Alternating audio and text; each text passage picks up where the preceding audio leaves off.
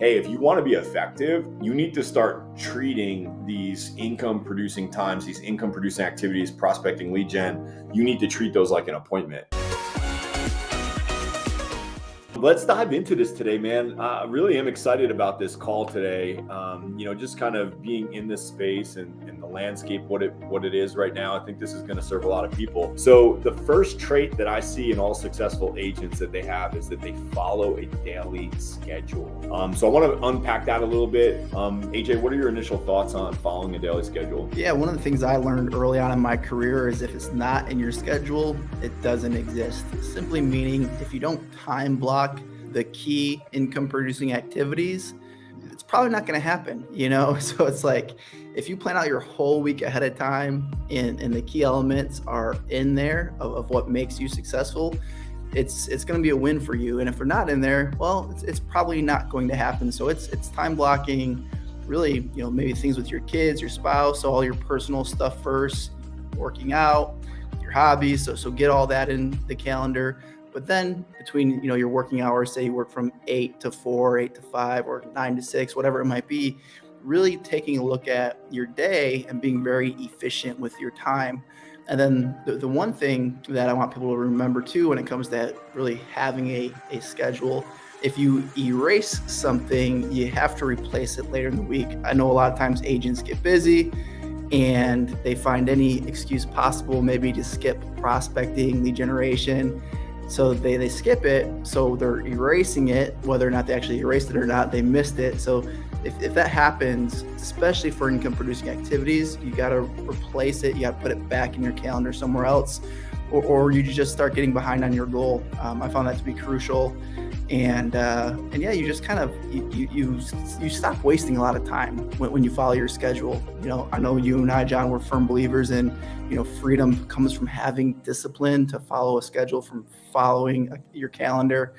And I think a lot of agents miss that. So it's essential, man. I think that's where agents should start. They got to get with their mentor coach and figure out, hey, what does a productive week look like? And then time block that, schedule it out every week. Yeah, I had a mentor I worked with, and he used to have me color code my schedule. And he'd be like, all right, there's green time, there's personal time, and we allocated blue to that. And then he said, so there's green time, which is money-making time, personal time, and then there was just like red, which was like things that had to happen that were necessary, but not necessarily income producing activities. And we used to it would be interesting to see the colors on there. And, when you had that green time, it was like, hey, if you want to be effective, you need to start treating these income producing times, these income producing activities, prospecting, lead gen, you need to treat those like an appointment. Because if you were on a listing appointment, you wouldn't stop to do your laundry or check your email in the middle of it. And yet that's what so many agents do when it comes to prospecting.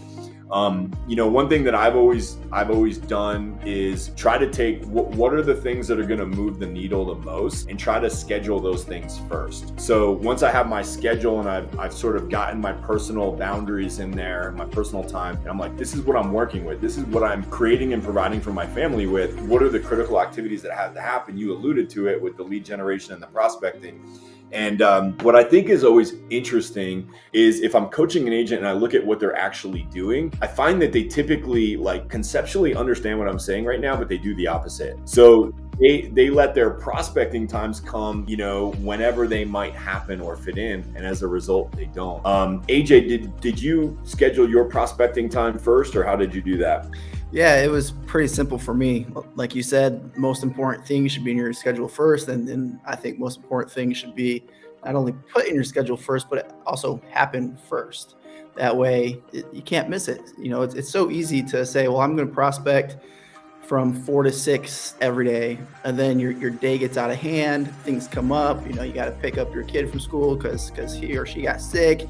You got a closing that got rescheduled or pushed back. So you got to go to that at 4 o'clock, or so many things can happen. Your day just gets out of control, and then you miss the prospecting session and you never replace it. So to avoid that from happening, I recommend, and this is exactly what I did, is every day from 8 to 11, I was on the phone prospecting and doing lead follow-up. It was that simple, and I never let anything get into that time block. And what you said, John, with that color exercise, because I did the same thing with my calendar at one point, like let's say the red stuff is the stuff that has to happen, but it's not necessarily income producing. Those are also the things that you can delegate.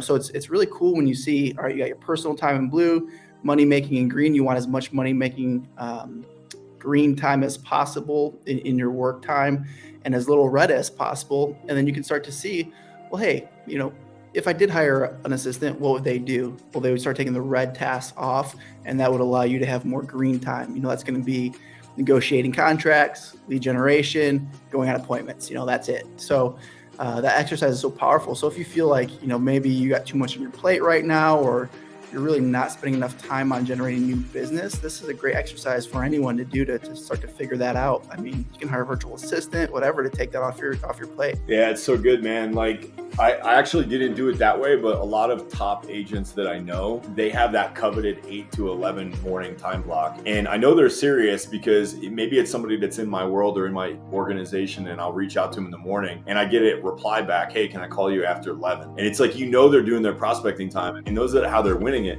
I actually didn't do it that way. I really didn't like prospecting, as most agents probably don't, but I knew it was a necessary thing in order to hit my goals. So my mentality going into it was, how do I minimize the amount of hours that I prospect, but maximize my results? So what I personally did is, I don't even know how I came in touch with the MIT lead response study, but early on in my career, that got drilled into me. And it was such a profound thing because it gave me the confidence to know, okay, this is when I'm going to put my time in, and this is when I'm going to get the best results.